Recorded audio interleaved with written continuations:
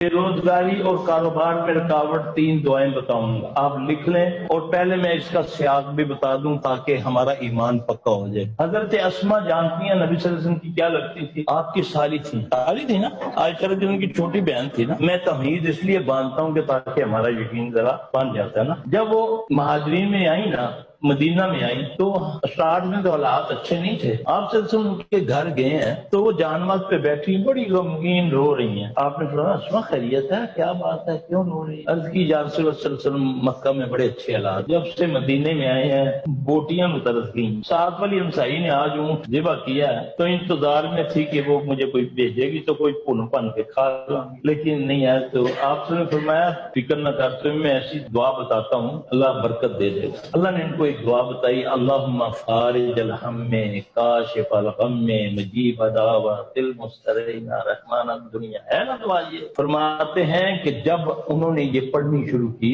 تو مدینہ کے اندر ان سے زیادہ امیر کوئی خاتون نہیں تھی۔ جب کہیں لشکر قافلے جاتے تو امیر سب سے اخیر میں اس کے پاس آتے، پھر وہ پوچھتی کہ کتنا پینڈا ہے، کتنے لوگ ہیں، کتنے دن کا سفر ہے، پھر وہ اس حساب سے ان کو اونٹ دیتی، یہ سفر کے لیے، یہ کونے کے لیے، کھانے کے لیے۔ یہ وہ دعا ہے، یقین سے پڑھو، یقین سے۔ اللہم فارج الہم کاشف الغم مجیب دعوت المضطرین، یہ آپ کو ملے گی، کتابوں میں ہے۔